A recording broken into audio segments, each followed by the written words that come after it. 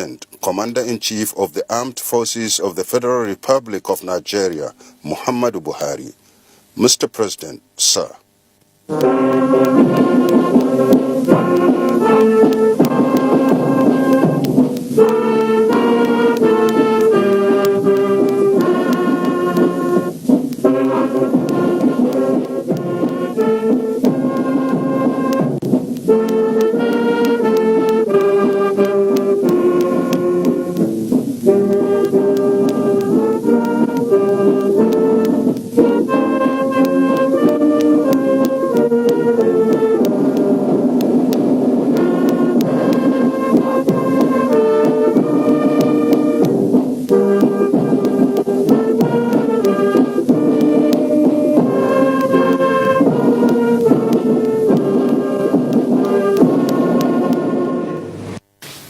Fellow citizens, on Saturday, February 16, 2019, you will once again be called upon to choose the leaders who will pilot the affairs of our great nation for the next 4 years. This is a constitutional right which should be freely exercised by all eligible voters. I wish therefore to start by assuring all Nigerians that this government will do its very best to ensure that the 2019 elections take place in a secure and peaceful atmosphere. It was indeed such free, fair, and peaceful elections that made it possible for our government to emerge, despite the fact that we are contesting against a long-standing incumbent party. And as your president and a fellow Nigerian, I ask that you come out and queue to fulfill this important obligation you have to yourselves and your fellow citizens and to our common future. Let me at this point reaffirm the commitment of the federal government to the conduct of free and fair elections in a safe and peaceful atmosphere. Just yesterday, I signed the peace accord alongside 72 other presidential candidates. I want to assure all Nigerians, the diplomatic community, and all foreign election observers of their safety and full protection. Any comments or threats of intimidation from any source does not represent the position of the federal government of Nigeria. As government has a critical role in maintaining the democratic traditions, so do citizens. I therefore urge you all, as good Nigerians, to take a personal interest in promoting and maintaining peace in your respective neighborhoods during the elections. This is certainly not a time to allow personal, religious, sectional, or party interests to drive us to desperation. At this point, I want to make a official appeal to our youth.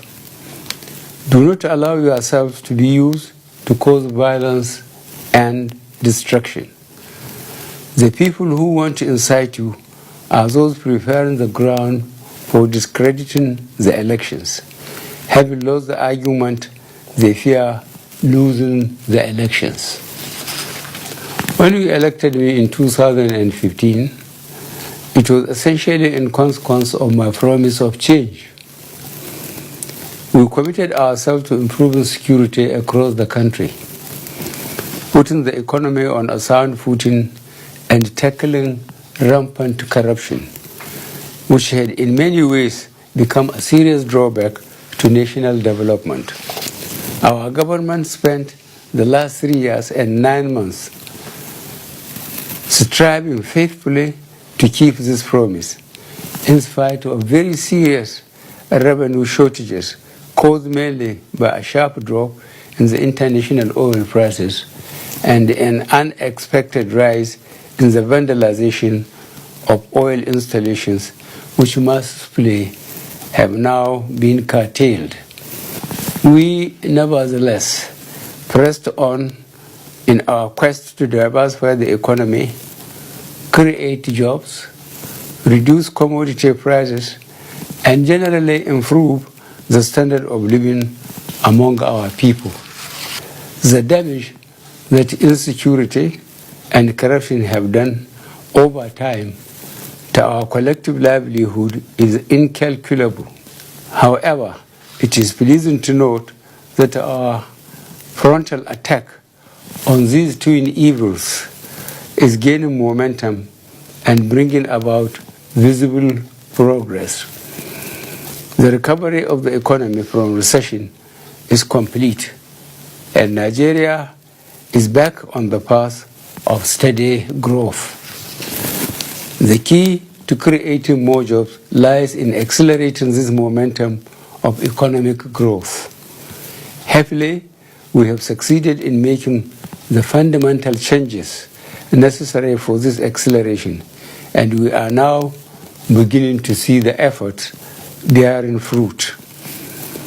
Our ease of doing business policies and programs are already impacting medium, small, and micro industries, as well as manufacturing, mining, and agriculture, among other key sectors. Our commitment to critical infrastructure, that is roads, rails, bridges, airports, and seaports, will create more jobs, improving the efficiency and competitiveness of our industries. Many of these projects are at different stages of completion, and those who use them regularly will attest to the fact that even while construction is ongoing, they are beginning to see reduced travel times. This will ultimately translate to reduced costs and greater convenience, making transportation and business in particular much easier. The economic recovery that we promise is well underway, as demonstrated by the recently released statistics. In 2018, the economy grew by 1.93%, with the fourth quarter growth being 2.38%, up from 1.81% in the third quarter. Remarkably, the strong economic performance was driven by the non-oil sector, which grew at 2% as at full year. Indeed, non-oil growth rose to 2.7% in the fourth quarter of 2018, up from 2.32% in the third quarter. These results further underscore our commitment to diversifying the economy away from fast dependence on oil. Other indicators confirm the economy's steady recovery. Our monthly food import bill has declined from $664 million United States dollars in January 2015 to $160 million United States dollars as at October 2018.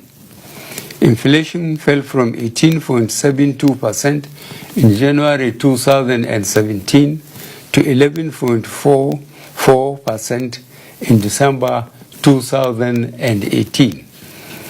Our external reserves have risen from 23 billion United States dollars in October 2016 to 43.12 billion United States dollars at the 7th February 2019.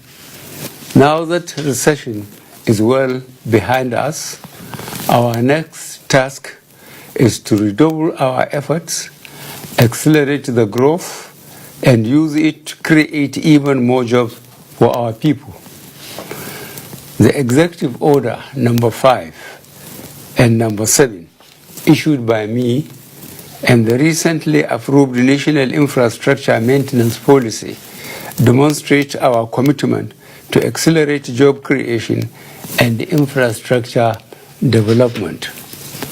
We believe that governments cannot simply proclaim jobs into existence. Job creation will only expand as a result of economic policies that enable the private sector to flourish, and this is the approach our administration has taken.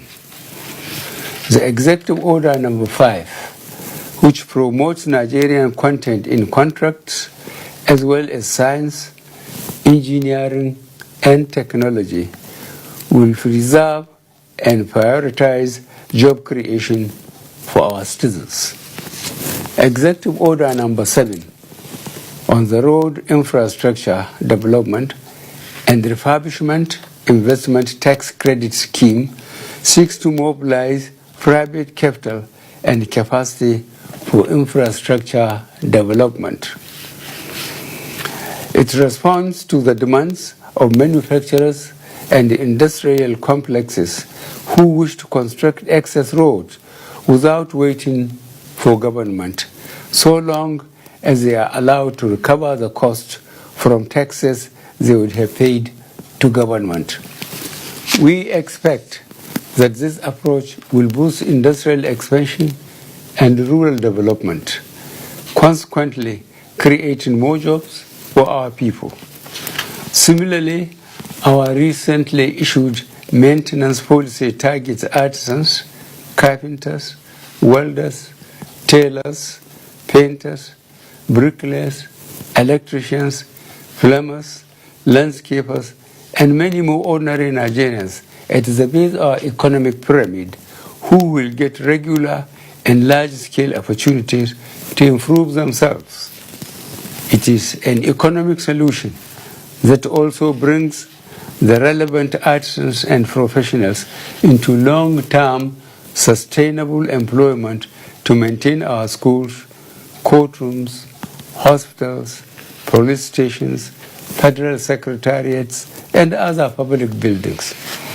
Human capital development has also been a key priority for this administration, which has increased investments in health and education.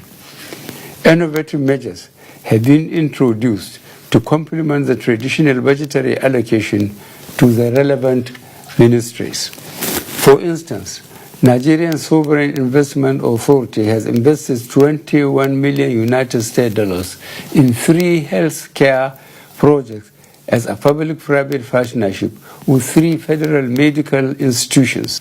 These include 2 modern medical diagnostic centers located at Amin Kano Teaching Hospital, Kano, and Federal Medical Center, Umuahia, as well as 1 outpatient center treatment center in Lagos University Teaching Hospital, Lagos, which I commissioned on the 9th February 2019.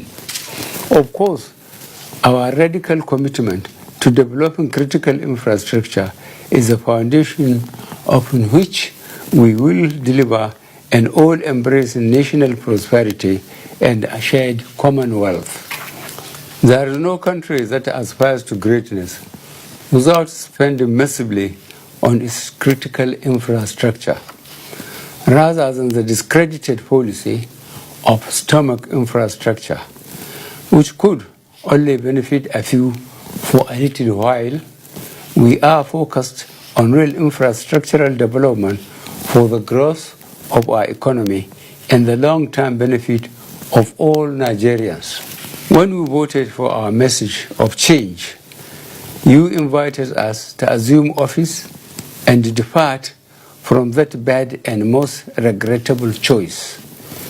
We have responded by making a choice for real infrastructure of roads in every state, housing in 34 states, power stations across Nigeria, rail from Lagos to Kano. The choice that now confronts us is whether we want to continue with real infrastructure development which is the road to prosperity and jobs, or return to the era of stomach infrastructure. Agricultural self-reliance and food security is also a choice we made in fulfillment of your mandate for change. Our presidential fertilizer initiative has resulted in savings of 150 million United States dollars in foreign exchange due to local sourcing of inputs at 16 blending plants. It has also conserved 60 billion naira in subsidies, as well as support tens of thousands of farmers and agro dealers nationwide. Our Anchor Borrowers program has substantially raised local rice yields from as low as 2 metric tons per hectare to as high as 8 metric tons per hectare. Through this program, the Central Bank of Nigeria has cumulatively lent over 120 billion naira to 720,000 smallholder farmers cultivating 12 commodities across the 36 states and Abuja. Targeted crops and livestock have included cattle, poultry, fish, cassava, soybeans, groundnut, ginger, sorghum, rice, wheat, cotton, and maize. As a result, we have seen a remarkable rise in the production of key agricultural commodities. I am pleased to note that in major departmental stores and local markets, there has been a surge in the supply of high-quality Nigerian agricultural produce. Behind each of these products are thousands of industrial Nigerians working in factories and farms across the nation. Our interventions have led to improved wealth and job creation for these Nigerians, particularly in our rural communities. Again, these outcomes have been a major departure from the previous focus on consuming imported food items, which literally exported our children's jobs to food exporting nations, whilst depleting our precious foreign exchange reserves. This, of course, caused a closure of our factories while keeping open other people's factories. The choice made by this administration to assist farmers directly and promote agriculture in every way possible has gone a long way to enhance our food security while enabling us to tackle poverty by feeding over 9 million children daily under our homegrown school feeding program. It also puts us clearly on the road to becoming a food secure and agriculture exporting nation. Next to agriculture, we are focusing on manufacturing sector. The Purchasing Managers Index, which is the measure of manufacturing activities in an economy, has risen for 22 consecutive months as at January this year, indicating continuous growth and expansion in our manufacturing sector. I will conclude by going back to where I started, that our choices have had consequences about employment and cost of living. In making your choice this time, please ask yourself whether and in what ways others will do anything different to address the issues of agriculture, infrastructure, security, good governance, and fighting corruption. If they are only hoping to do what we are already doing successfully, we are clearly your preferred choice. Think carefully and choose wisely. This time, it is a choice about consolidating on growth for jobs and prosperity. February 16th is about a choice, but it is more than a choice between APC and the opposition. It is a choice about you. It is a choice between going back or keeping the momentum of change. The road to greater prosperity for Nigeria may be long, but what you can be assured of is a leadership that is not prepared to sacrifice the future well-being of Nigerians for our own personal and material needs. You can be assured of my commitment to remain focused on working to improve the lives of all Nigerians. Thank you very much for listening. God bless you, and may God bless the Federal Republic of Nigeria.